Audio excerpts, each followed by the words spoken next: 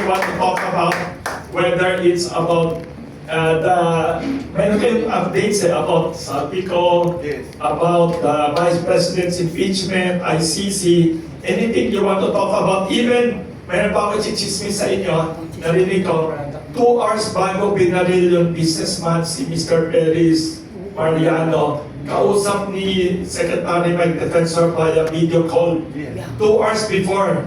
Can you imagine? Let us ask him all kinds of questions. I think he knows more about Philippine politics than half the people in Congress. Welcome, Secretary Mike Defensor. Thank you so much, Wilson Lee Flores, one of our respected media men and writers in the Philippines. At kaibigan na marami. In fact, tama naman yung sinabi na yung Pandesal Forum has become an institution for people to speak out, for people to share their views, and for people to be asked about the current situation. Itong Kamorning Bakery Cafe, institution na rin. Bukod sa institution, this place has also become an institution, again, not only for good food, but also for political discussions on current events that is happening in our country. Alam ko, excited kayong lahat na mag-react ako doon sa nangyaring raid ng NBI. Yes. Actually, si Mr. Flores, I was here last Wednesday. Tuesday ba? Friday? Friday. Yes. I was here Friday. Nag-brunch kami. Oo, kasi pala nagkaroon kami ng miscommunication. Yes. There was supposed to be a forum like this at hindi natuloy. So sabi niya, pumunta ka ng Wednesday. Sabi ko, sayang, Mr. Flores, meron pa naman akong ipapalabas. Sabi niya, please, huwag mo naman ilabas. Ilabas mo na lang when we have this today. When we guest you as one of our speakers for the Pandesal Forum. Yun nung nangyari dito sa raid na nangyari sa amin, actually, I apologize but I cannot react. Kasi po ito yung advice, hindi ko naman po kaso eh. Ito yung advice nung abogado ng aking asawa. If it was just me, wala akong problema. I would have reacted. No? Less that I'd be subjudice kung meron ng court case. But basically, siguro ang message ko na lang dito sa nangyari, alam niyo ho, isa ako sa mga staunch oppositionist during the time of Ramos, while I was part of the majority, and became one of the members of the minority. Na kung saan, opposition po ako. Ako ang isa sa mga naging complainant ni Pangulong Erap Estrada. But all of that is in the realm of politics. Lahat po yun politika. Wala kang makikita ginagamit ang mga ahensya ng gobyerno, itututok sa isang tao, ginagamit ang mga kawani ng armadong serbisyo, katulad ng NBI at police, para manggabit ng tao. Kasama na dyan ang BIR, kasama na yung mga ahensya ng gobyerno. Kasi politika ho yan. Ang masama ay kung ang isang tao gagamit ng armas, mag-uudyok na gumamit ng armas para pagalsingin ang isang presidente o ang isang gobyerno. In fact, kahit daw yung people power is not legal. Calling for BBM's resignation is not illegal. Calling for people power, for all of us to be together, magsama-sama tayo, hindi po yan legal. Nagkaroon na ng dalawang desisyon ang sa legal batas tungkol dyan. Ang masama, pagka nga po sa isang demokratikong setup na nagsasalita ka lamang at nagbibigay ka ng iyong pananaw o opinion sa nangyari sa inyong lipunan, at marahil nagsasalita ka ng hindi maganda sa ilang mga kawani ng gobyerno o liderato ng ating bansa at ginigipit yung mga tao yan. Kinakasuhan yung mga tao yan. Yan po ang hindi maganda. Katunayan, sinabi ko nga sa kanila, alam niyo yung panahon ni Era, bagaman ang isa ko sa problema ng impeachment, matapos ang impeachment, ako ang una niyang kausap. Ako ang nag-ayos para ilipat siya sa veterans. Ako din ang nag-ayos para magkaroon siya ng hospital arrest. At that time, nag-usap kami ni Pangulong Era pagka meron siya pangangailangan. Namatayan siya, kailangan niya lumabas, kailangan niya lumipat, may kailangan siyang puntahan, kailangan aprubahan po yun eh. And I was the one assisting.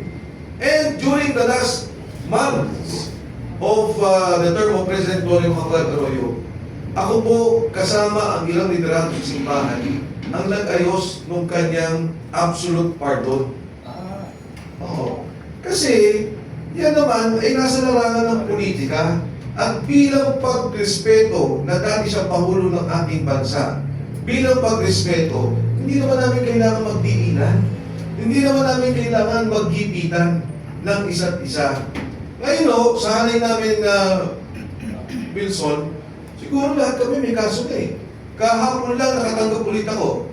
2 kaso na final ni former Secretary Anyo and former Senator Trillanes.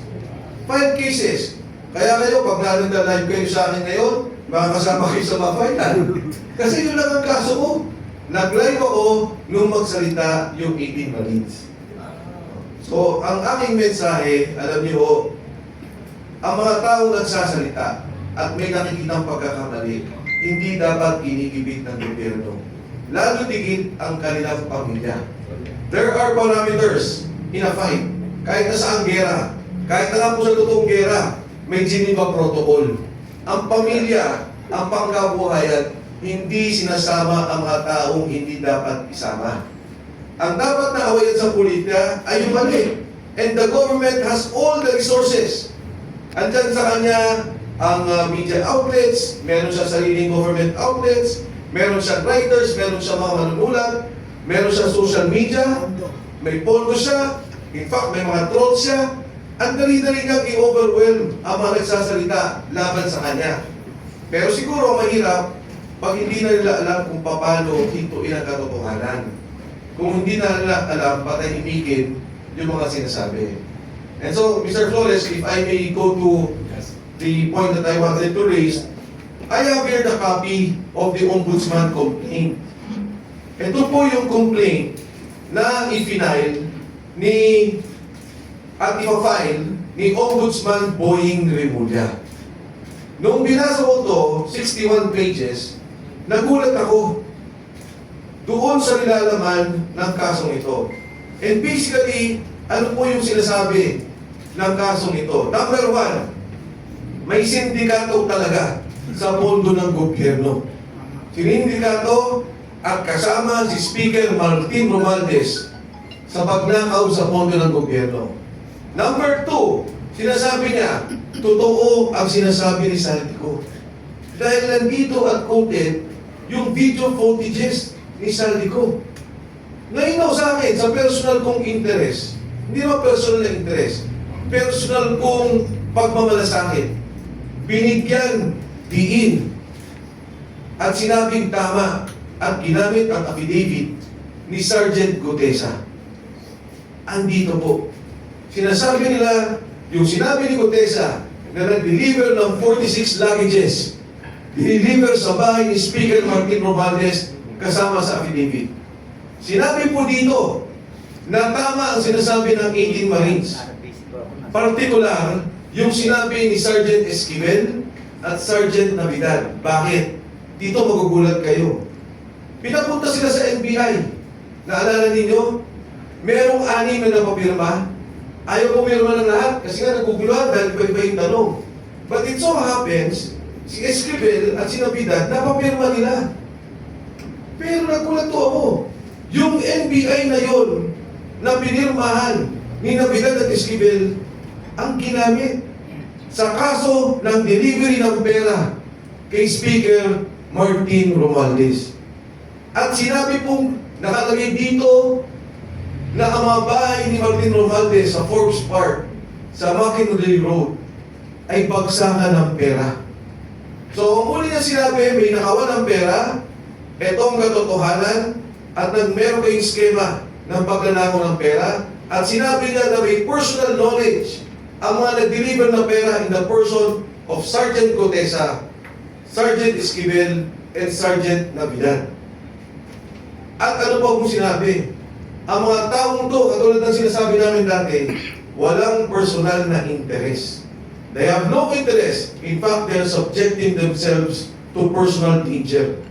Nakalagay po dito, wala silang interes, wala silang kinita dito, at ipinapahamak pa nila kanilang sarili. Paari magkakaso o yung personal na kanilang seguridad. Ang panguliho dito sinasabi na may mga tinayong dummy si Speaker Martin Romualdez. So ako ho, nagpapasalamat kay Ombudsman Boying Remulla sa kasong ito. For the first time, outside of the hearings of Congress, na wala naman, but the Blue Ribbon Committee hearing, the ICI hearing, for the first time, nagkaroon ng recognition, nagkaroon ng pagkilala, ang pinakamataas na ahensya ng gobyerno laban sa korupsyon, which is the Ombudsman's Office. Ang kaso po dito ay plunder, graft and corruption. At itong pag-file na to, napakalaking bagay na kung saan makikita natin ang katotohanan. So, hindi ko ho mapakita mismo yung may pirma dahil baka mapahamak naman yung mga taong involved. Pero 61 pages po to at nasa page yung mismo. Yung particular na binabanggit tungkol dito sa kaso ng Ombudsman laban kay Speaker Martin Romualdez. Plunder, non-billable, at makukulong at maiipit ang lahat ng bank accounts ni Speaker Martin Romualdez. Thank you po. Nakapal na yan. Dapat to, ipa-file to ngayon sa ating pagkakalam. Ngayong araw. Ngayong araw.